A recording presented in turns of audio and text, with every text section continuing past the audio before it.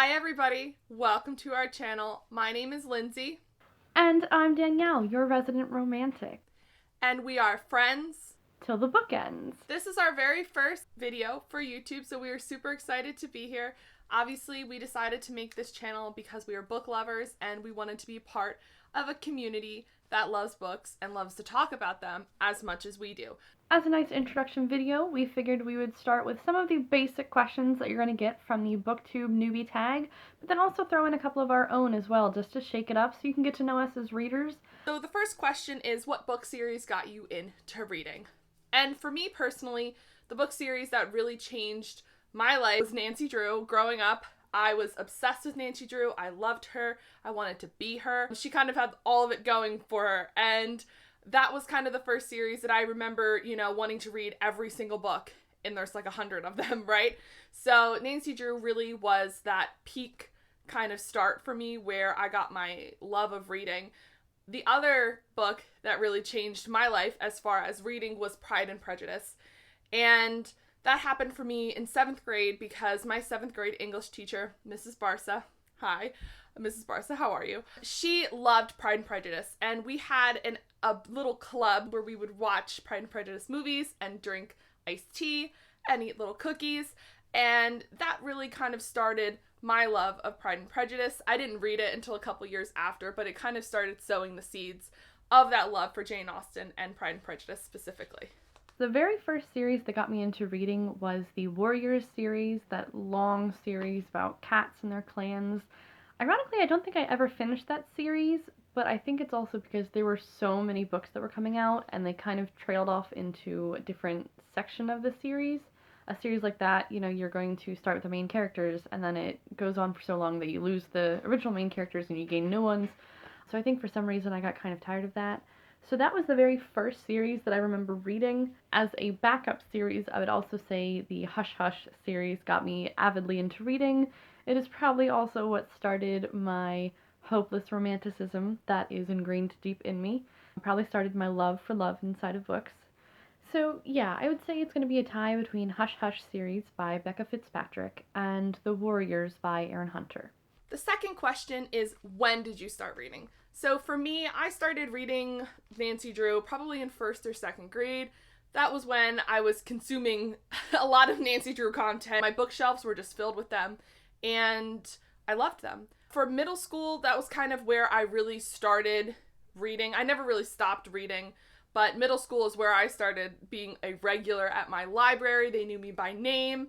And that's when I really started to kind of read as much as I could instead of watching TV or going out with people. I would be reading on Friday nights. So that was the kind of person that I was in middle school, and quite frankly, that I still am today. So I started reading when I was in about 6th grade, probably about 7th grade. I think I got together with some of my friends and a librarian at school, and we started having a small book club. So generally around early middle school is when I really got into reading. The third question is, where and when do you read? So I mostly read in my bed or on my couch downstairs. However, I'm thinking of starting a little book nook in my room, so I'm probably going to get a chair and, a nice lamp and kind of set an ambiance for myself to give myself, a little bit more of a designated reading area. I find that I do best also reading sitting up. As soon as I lay down, it's nap mode. So I really do best when I'm sitting up and reading. But I also love to read outside if it's a really nice day. I'll set up a little chair in my backyard and I'll read outside. As winter months come, obviously that's not something I can do, so I'll typically kind of either read in my room or on my couch downstairs. As far as when I'm reading, I am a mid-afternoon/night reader. I don't really enjoy getting up and reading. I like to kind of wait later in the day, right around 3-4 o'clock in the afternoon. I get like an itch to read, and then kind of, 8, 9, 10 o'clock at night as I'm kind of winding down for the evening is where I do a lot of my reading as well. I love this question because for both of the questions, or both of the parts of the question, it's anytime and anywhere. The only time that I have difficulty reading is when I'm in a noisy public place. When I used to work at one of my previous jobs, we had a very large break room. There was always a couple of TVs going on in the background, a lot of chatter going on in the background, so for me it was kind of hard to read during break or lunch there. At my current job, our lunch table is kind of secluded in the back, so even though I can hear a little bit of background noise, it's pretty quiet back there. So usually that's a good time for me to read. I'll read in the morning. If I happen to wake up early enough and I'm done getting ready and I don't have to go to work yet, I'll, crack open a book. When I started my recent job, I would get there very early because I was afraid of being late due to traffic, so I would just sit in my car and read before going to work. I would read when I get home. I would read on the drive home on the school bus. I read during dinner. I read after dinner. I read before bed. I read in my bed. I read in my reading chair. I read at work. I read in the car. I read anywhere and anytime pretty much, unless I'm sleeping. But even then, I'm pretty sure I've had a few dreams about reading, so I guess essentially anytime and anywhere. The fourth question is, what genres do you typically read?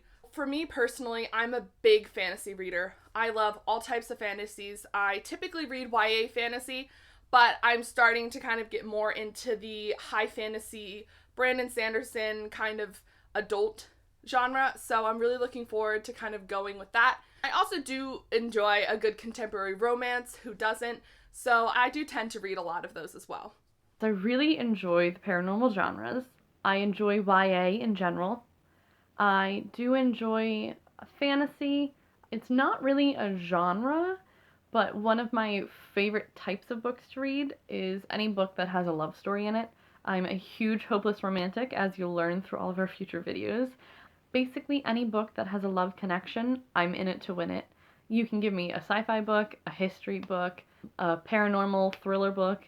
You can even give me a murder mystery. If there is love in it, I will more than likely read it.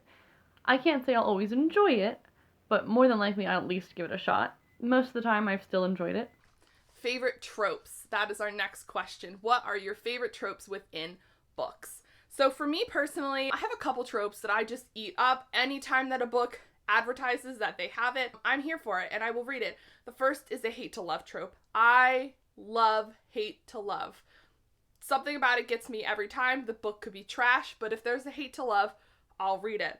I also love the trope of a girl who is trying to get to reclaim her throne. So she's kind of got a group of people together and they're going out and it's kind of like adventure style and they are going to reclaim her throne. There's a lot of books that have that, a lot of YA fantasy, which is typically, like I said, what I read. So you'll see a trend there. I also love anything that has a magical school or dark academia setting. I love it. I think it's fascinating. I think it's really fun. And typically you'll see kind of either a school setting with dark academia. Once you add in the magic, then it becomes like peak for me. I also love a love triangle trope, and I know love triangles can be overused.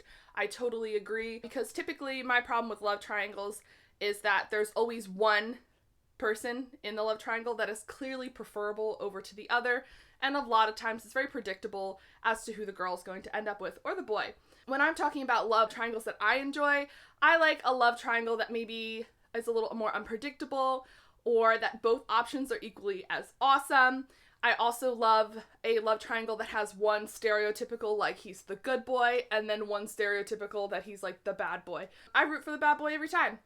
It's just who I am. So those are kind of those favorite tropes that I love to look for in books. However, some of my least favorite tropes are time travel. I hate time travel mostly because I can't seem to follow. If each chapter is set in the past, then the future, then the past, typically those things get muddled up in my mind and I have a hard time following it. So books that have that trope in it, I'm definitely a little more hesitant or wary to get into. I also hate road trip books. Something about a road trip environment is not appealing to me whatsoever. I don't typically enjoy reading them. They usually fall in the 2 to 3 star categories for me. Those are kind of ones that I don't enjoy. Also, parallel universes. Like I said, it's one of those things that goes over my head just a little bit. Well, circling back to the previous question where I said one of my favorite genres is love, I'm very particular on the types of love I enjoy in books. One of my favorite tropes is the bad guy and the good girl, and the good girl influencing the bad guy to be a little better, and the bad guy influencing the good girl to get in touch with her rebel side. That's one of my favorite tropes.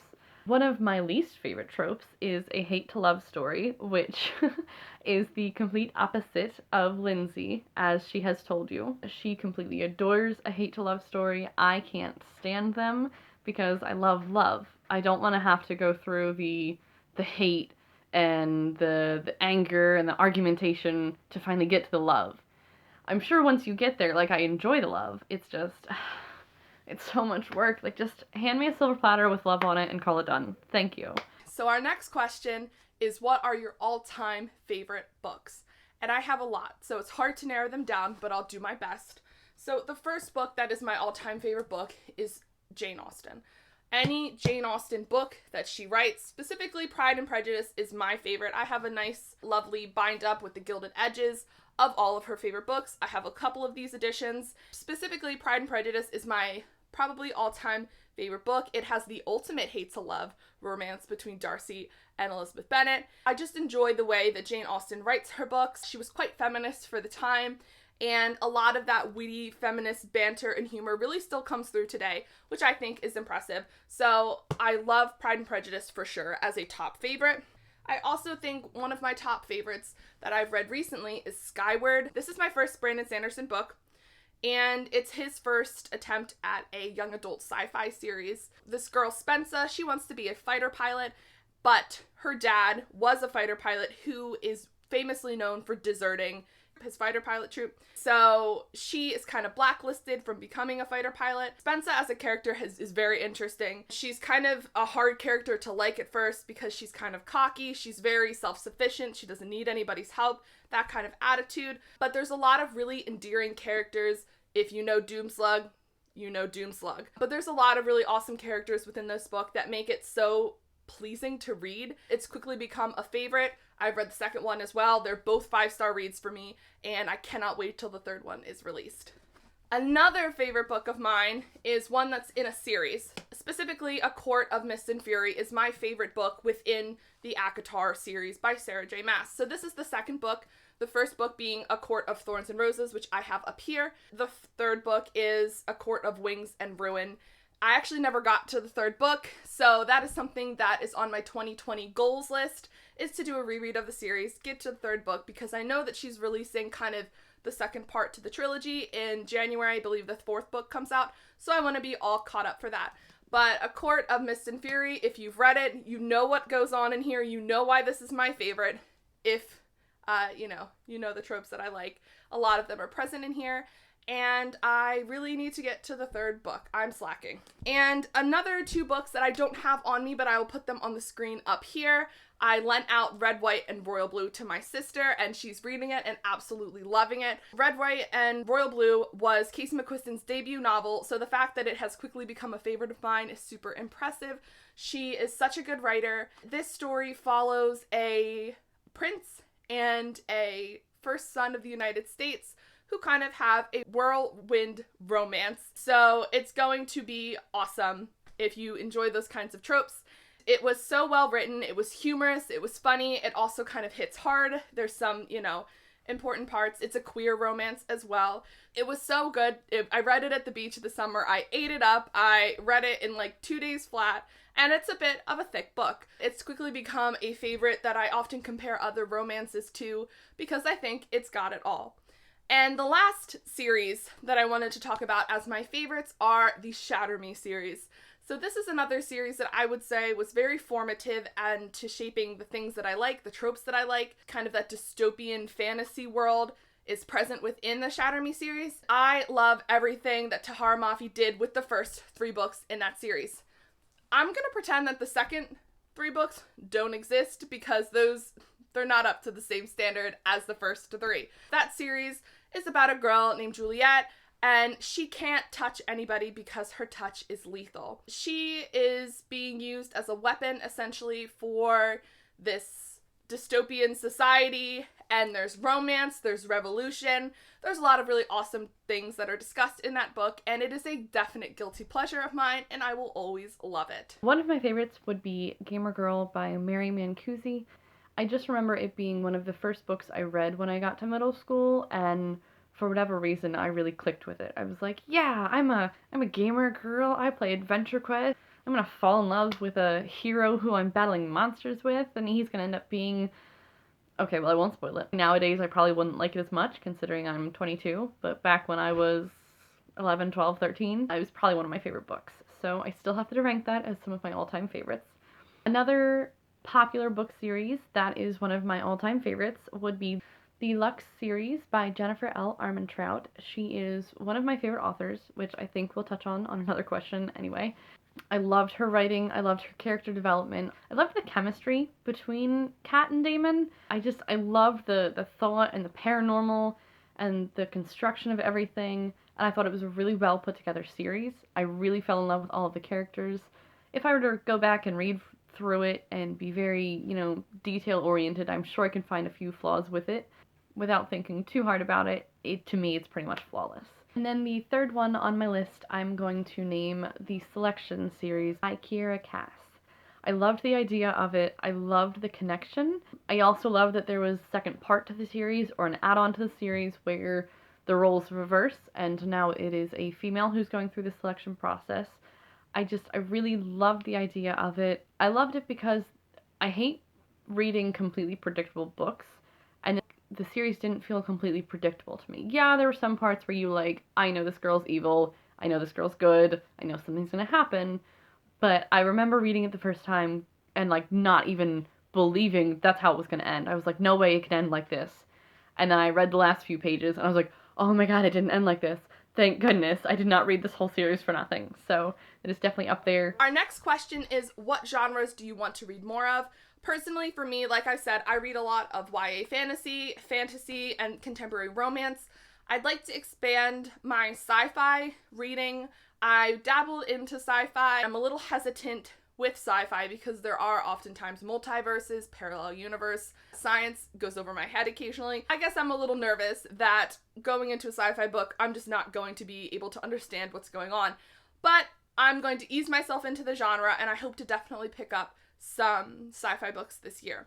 The other kind of genre that I'd like to read more of is hard-hitting contemporaries. Like I said before, I love contemporary romance, kind of fun, witty. Think like Well Met by Jen DeLuca or Beach Read by Emily Henry. Things like that, I do love those. But I'd also like to read YA, specifically hard-hitting contemporaries like The Hate You Give, which I have here on my shelf, and some other ones that deal with some more difficult topics. I typically am not a crier when it comes to books. I don't like reading books that have emotion in them, but I'd like to change that in the upcoming year. I'd like to be able to pick up more of those books. The biggest one for me is, in general, nonfiction books. I have a bunch of nonfiction books on my shelves because I buy them and either the title sounds interesting or the topic and the discussion sounds interesting, and I'm like, this would be so cool to read about. I have a psychology book in there, I have some political books in there. I have big, thick books like these that is just filled with random facts and random nonfiction discussion, and I buy them, and I'm so excited, I'm like, I'm gonna read them. And then I get in the reading mood, and I look at one of these books, and then I also look at a very enticing romance book, and I'm like, which one am I gonna read? And of course I choose the romance book. It's not so much that I'm not interested in reading them, it's just every time I think I'm finally going to sit down and read a nonfiction book, I'm caught off guard with a paranormal series, or I'm totally seduced by a J. Lynn standalone book. I can't ever force myself to just sit down and read a nonfiction book. Probably because I know there's going to be no romance involved, so it's hard to convince myself to just sit down and read the facts and learn something interesting, which is a shame because I really do want to read about these books that I have. Our next question is, who are your top 3 favorite authors? It's kind of hard for me personally because I find that other than Jane Austen, who's always going to be my number 1 gal, she's my homegirl, nobody can get to Jane Austen level in my mind. I don't have a ton of favorites after that. There are people that I enjoy reading from. There are people who are auto buys or auto reads for me. If they release something, I'll read it or I'll buy it. But I don't find that I feel like I have 3 specific authors that are like my go-to, my favorites, mostly because I read a lot of diverse books and I oftentimes forget to read the rest of series. So I have a hard time picking 3. Like I said, Jane Austen, number 1 favorite. No one will ever replace her. Jennifer L Armentrout is another author that I really enjoy everything that I've read from her, and I'm really excited to read her new works that have been coming out. I've been a longtime fan of hers, and I think she's a little bit underrated in the Booktube community. I see a lot of people talk about her newer books. She's got some old stuff too from her backlist that I think is really good. I guess number 3 would probably be Sarah J Maas. I'm trash for Sarah J Maas. I do enjoy everything she's come out with so far. I have read Crescent City this year, and I thought it was a really great adult debut. I think that she is really great at crafting characters that you want to get to know. You root for them, you want them to succeed, but they're also complicated characters, and you know that they're not perfect. I think she's really excellent at crafting those kinds of books that draw you in and make you fall in love with the characters. I actually have not read the Throne of Glass series, so that is on my to-do list for 2021. I want to get to it because where have I been? Apparently living under a rock. Right now, my favorite authors are definitely number 1, Jennifer L Armentrout, aka J Lynn. She has written some of the best series I've ever read. She's written some of the best standalone books I've ever read. I like that she can write for YA, she can also write for adult. Even when I'm 22 now and going back and reading the YA books that I read when I was 16, 17, it's still written well enough and mature enough that I could easily get sucked back into the story and I wouldn't feel disappointed. So absolutely, she's my number 1 favorite. Ask me again in 10 years, I would more than likely bet that she's still going to be number 1. Number 2 is Katie Mcgarry. She is authors of books like these. It's really awesome because they're not series books. You could easily read them as a standalone. These 2 are part of a 4-set where essentially the main girl in this one, her name's Beth. She's also linked to the main guy in this one, as they are all a group of friends. And then a sibling of the main girl in this one shows up in the other one, and so on. So it's really cool how she connects all the stories together and builds the character depth throughout each one. But at the same time, they're standalone, so you don't have to read all 4 of them in a certain order to understand what's going on. And I think that she writes them so well. It's so suspenseful and gripping and really invites you into the story. And my 3rd favorite would be Veronica Rossi. She wrote the Under the Never Sky trilogy. I really enjoyed this paranormal sci-fi kind of mesh because it almost, in the first book, it almost feels like you're going back to caveman times, but then also it's bringing in this new world of technology that we don't even have in this modern world. So it's a very interesting clash of having everything and having nothing. I also love the romance that builds up to it. It is kind of the start of a hate to love story, so it's unusual to be on my list, but at the same time I thought the hate to love story was written so well. I also enjoyed how the trilogy progressed. I never once lost interest in it, and it was gripping the entire way through. So definitely number 3 on my list is Veronica Rossi. Our last question is, what is your favorite quote from a book? My favorite quote from a book is actually from a book that I DNF'd and I hated. It's kind of ironic that this has become one of my favorite quotes of all time. Obviously, I could pick anything from Pride and Prejudice to pick as my favorite quote. I thought I'd diversify what I'm talking about. I hated Wuthering Heights. I DNF'd it at about the 35% mark. I thought that the characters were trite and very boring and whiny, and I think that was the whole point, but it just was not an enjoyable read for me. But my favorite quote, pretty much of all time, comes from that book. The quote is, "He's more myself than I am. Whatever our souls are made of, his and mine are the same." It's a bit of a love quote. It's a little sappy, but I love it. And like I said, it comes from a book that I absolutely hated. So one of my favorite quotes is, "I lost myself the moment I found you." This was spoken by Roth to Layla in the White Hot Kiss, book number 1 in the Dark Elements series written by Jennifer L Armentrout. It is said towards the end of the book, and I'm not going to spoil it, but it's during a very important and emotional part of the book, and I thought it really played into the connection that Layla and Roth had. It often made me think about, my relationship with my boyfriend, and it's also powerful for me because I had convinced my boyfriend to read the first book in the series, and out of nowhere, he randomly texted me the quote, and I'm thinking, there's no way you could have known that out of all of the words in all of the books in all of the land, this would have been one of my favorite quotes, and he texts it to me. That is the end of our video. Thank you so much for watching. We're super excited to be here, and we can't wait to bring you awesome content. Please like and subscribe, and leave a comment down below of books that you need to read by the end of 2020, because we are fast approaching the end. So once again, thanks for watching our video, and we'll see you in the next one.